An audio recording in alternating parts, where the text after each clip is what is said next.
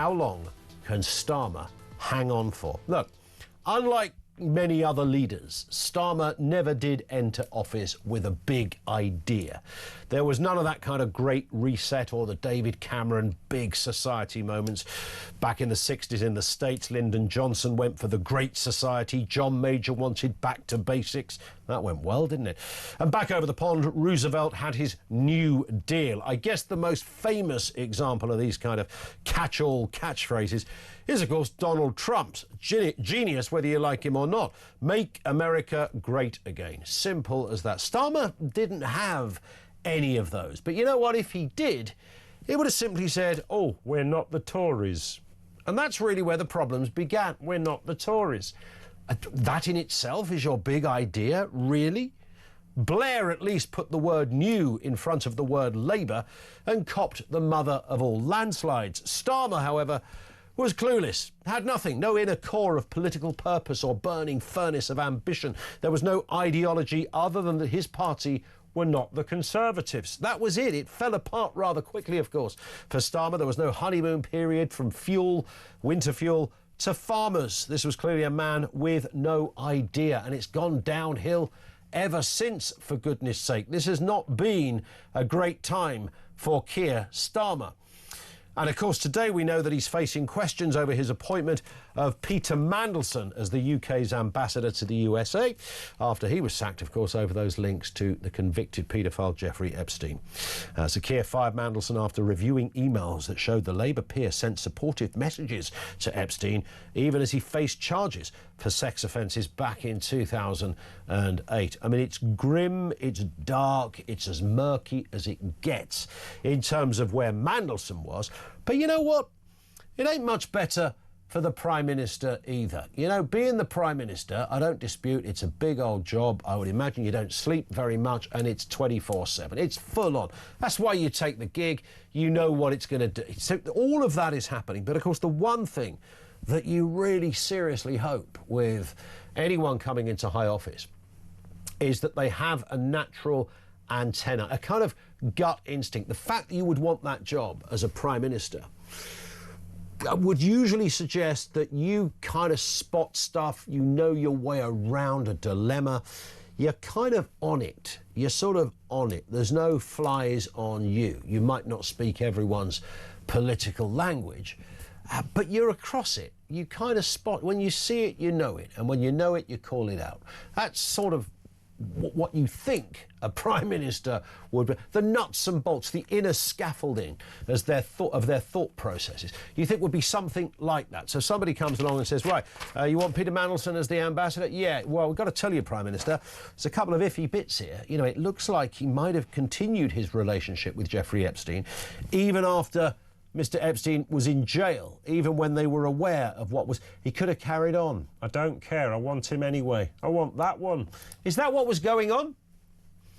These are the questions he's got to answer. And, of course, firing Mandelson, whilst he's not a cabinet minister, it's a very high-profile position, particularly since, in this instance, normally you wouldn't be able to name the American ambassador, but the fact that it was Peter Mandelson, with a long political history in this country, former cabinet minister on more than one occasion, of course, the fact that it was him sort of took on a whole new resonance in terms of the profile of that position.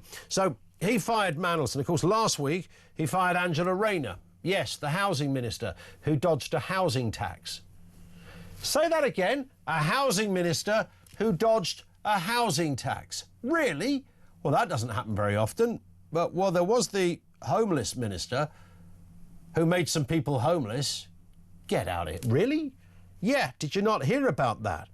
Rushanara Ali, homeless minister, kicked out her tenants, then put the rent up, got some more tenants.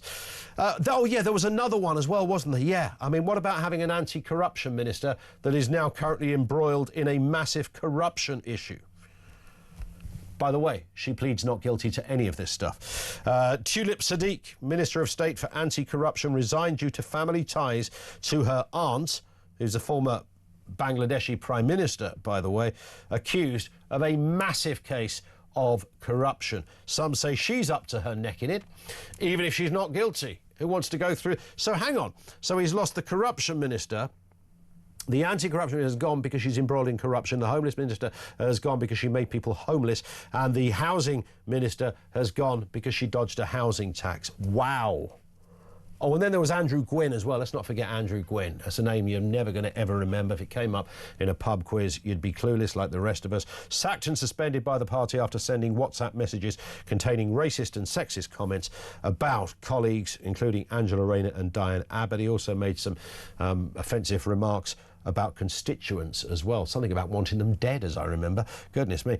So it wasn't really a great start. Louise Hay, of course, she was the former transport minister. When it came out, she'd pleaded guilty to a fraud offence back in 2013. And all of this has happened in just shy of a year.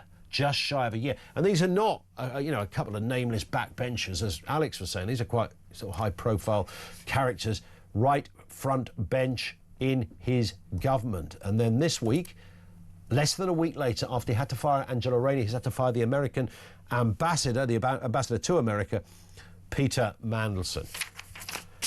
I have to ask the question, by the way, how long can Keir Starmer last? How long can Keir Starmer last? 0344 499 1000. Let's talk about this and a few other big stories. Just before we do, a bit of breaking news. Donald Trump has told Fox News that US authorities believe with a high degree of certainty that the Utah shooter is now in custody.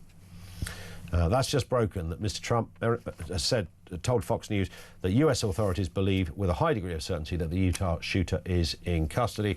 Details as it emerges. Let's get a word on all of the big stories of the day. Liam Deacon is back with us, comms consultant and former head of press at the Brexit Party. Afternoon to you, Liam. Good to have you with us again. Let's start then with the Starmer-Mandelson mess-up, which follows, of course, a long line of previous mess-ups from Starmer. Sources claim that there were security concerns surrounding Mandelson before he was hired by Number 10. Let's have a listen to Keir Starmer, of course, and remember what he said just before he decided to sack him. Here he is. The ambassador has repeatedly expressed his deep regret for his association with him. He's right to do so. I have confidence in him, and he's playing an important role in the UK-US relationship. 16 hours and 45 minutes later, Liam, he fired him. I wonder what happened between then and then. It's absolutely extraordinary. I rewatched that PMQs just before this, and you can tell he's on shaky ground. He's trying his best to defend the indefensible, but he goes out and he does it. And what it reminded me of is, do you remember the Chris Pincher scandal that eventually brought Boris down? And it was sort of the straw that broke the camel's back. And one of the things about it in particular was that Boris Johnson had sent some of his ministers out to defend Chris Pincher when actually he knew things already about Chris Pincher that were about to become public and were about to bring him down. And ministers all sort of lined up and said, we cannot work with this man Boris Johnson anymore. He just cannot help but lie, and he keeps trying to defend the indefensible. And I just saw a complete echo of this in precisely what Sir Keir Starmer did yesterday. It was so like the Chris Pincher episode, where he was defending it when it was so obviously indefensible, and he was sending ministers out to bat for a position that was so obviously about to collapse because he knew something that this poor minister didn't know. And it just reminds me, you make exactly the right point, you know, that Keir Starmer's entire rise to power was based on not being Boris Johnson, that Correct. these grubby, tax dodging, chaotic Tories, and it was, you know, we are the grown-ups in the room. There's that famous clip of Andrew Marr when he was like, "Oh, thank goodness we've got Labour. We're going to be the one sensible, stable nation in the Western world, and investment's going to flow in." And everything that's happened since then, I mean, you list them perfectly. The homeless minister making people homeless, allegedly. The corruption minister on trial for corruption in Bangladesh also denies it. And they're almost sort of ratcheting up, aren't they? So you sort of started with the Sue Gray scandal and the free glasses from Lord Ali and all of this, and you might have shrugged your shoulders and said, well, they're new to government, they need some nice new suits. And then you could have said, oh, well, you know, some of these ministers are quite junior and they're fresh-faced. And now you're getting right to the very top here. And actually, you know, none of this about Lord Mandelson is new. Lord Mandelson has been famously sacked, I think, 4 times from either ministerial or government jobs. He was allegedly embroiled in something to do with dodgy loans back in the Blair days. He allegedly helped get a billionaire a passport and had to stand in front of number 10 and resign. So Lord Mandelson has long history in front of some of these things. And, you know, what changed? What changed? Because one day we were reading that 10-page letter when he was talking about those beautiful friends at Jeffrey Epstein's house. And I quote exactly, yum, yum, which is stomach churning and disgusting when we now know what was happening at those mansions. And he said all these interesting friends. Then Lord Mandelson went to speak to Harry Cole, formerly of this parish. Harry did another great bit of journalism croaking on this, and he said, I fell for his lies. And then just another day, we get these extra letters when he's talking really grotesquely about basically fighting the allegations. He says, we need to see them off. We need to fight back. We need to strategize. Remember the art of war. I mean, firstly and foremost, these letters are they're so gauche and dripping with sort of, he's so sucking up to Epstein. You just wonder. It's so embarrassing that all of this has been leaked. 10 pages. Who writes a 10-page birthday letter to let alone to an international paedophile? And you just think, like, what was in that letter that was so much worse than the previous? Than the previous ones. I mean, I suppose the question here that we're throwing out, Liam, is how long... You know, can Keir Starmer hang on here? Because, as you rightly said, I mean, there was the Chris Pincher affair with Boris Johnson. That, and I suppose, you know, throw in a few Colin the Caterpillar cake parties, and he was done for. But PMs do have a habit, even in the face of adversity and all sorts of carnage going on around them, they have a habit of hanging on. I mean, so I had this conversation with some people in Reform quite recently, because there is a theory kicking around that they're going to get, people in Reform are saying this quite openly, they're going to try and get ready for a general election in about 1.5 years, maybe 2 years, because they think Starmer will come down.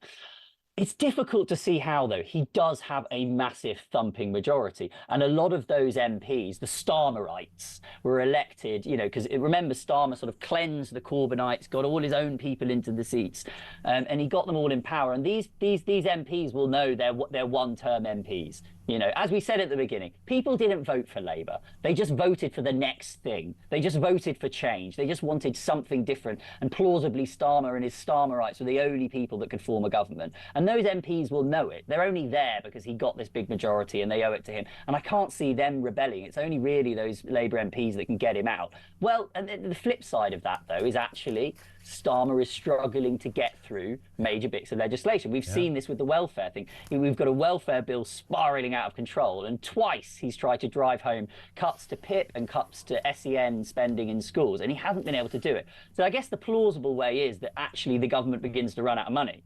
You know, maybe it is as simple as that. It will be the running out of cash and going cap in hand elsewhere that perhaps tips him over the edge. We'll wait and see. Let's just move to this story briefly on this one, if we can, Liam. David Lammy has been accused of fueling violent rhetoric against right-wing figures. This follows the death, of course, of Charlie Kirk. Let's have a listen to Nigel Farage in Parliament yesterday, speaking about Charlie Kirk and that all-important issue of free speech. He'd attracted the following of many millions of young Americans and indeed had a growing online presence in our country, especially after he spoke at the Oxford Union last month. I absolutely believe in free speech, but we all understand there are limits to free speech. Incitement, constant personal vilification, the use of horrendous historical images. And this is not a left-right issue. It's not a left-right debate. I think it's incumbent upon all of us, whichever side of the divide we're on, however passionately we feel, to behave with personal responsibility. And I mourn the loss of my friend. Nigel Farage speaking yesterday. Response briefly on this, Liam, in terms of, you know, what this means. We know, and I was looking at some of the horrendous examples of people, you know, quite literally celebrating, singing, dancing over the, you know, the fact that 2 children have just lost their father in a violent, very public murder seen by the world. And people find it suitable and appropriate to celebrate that based on nothing more than they disagree with someone. I mean, we live in horrific times. It's grotesque, isn't it? And beautifully said by Nigel. One thing I will say is the last thing that Charlie Kirk would have wanted his death to be used for is to campaign for more censorship. OK, He is a man who built his career defending free speech, okay? And I think that a lot of these people are ridiculous, grotesque, and should be criticised. But let's not let this conversation stray into sort of when people start saying, your words lead to violence and people must be restrained in what they can say. No, people can say ridiculous things and idiotic things, and we just got to remember that free speech is fundamentally what Charlie believed in. But what do right-wingers want, therefore, if they don't want more censorship? I'll tell you what we want. We just want some type of equality when it comes to these kinds of things. I'm someone that's worked personally and in close proximity with Nigel Farage, particularly in the 2019 general election. And I can tell you the amount of hate and abuse that we got. We had Extinction Rebellion blocking our office and taking it over. And the police did not take it seriously. They just let those protesters lay there. And you just think if those roles were reversed, if right-wing protesters were throwing themselves into the offices of left-wing parties, the police would remove them straight away. So I think it's quite simple. Okay, we don't want more censorship. We don't want more cracking down on speech. We just want the abuse of right-wing political activists to be taken as seriously as the abuse of left-wing activists. It's as simple as that. But the one thing that Charlie Kirk would not have wanted is more calls for censorship. Yeah, I mean, that's a really good point. It's a fundamental point to this discussion as well. And I guess that then gets into the question of, well, where is the line? Is there a line at all? We're going to talk to Liam more in just a second. Liam Deacon is former head of press with the Brexit Party, worked on some pretty fundamental elements of their journey as to where they are now.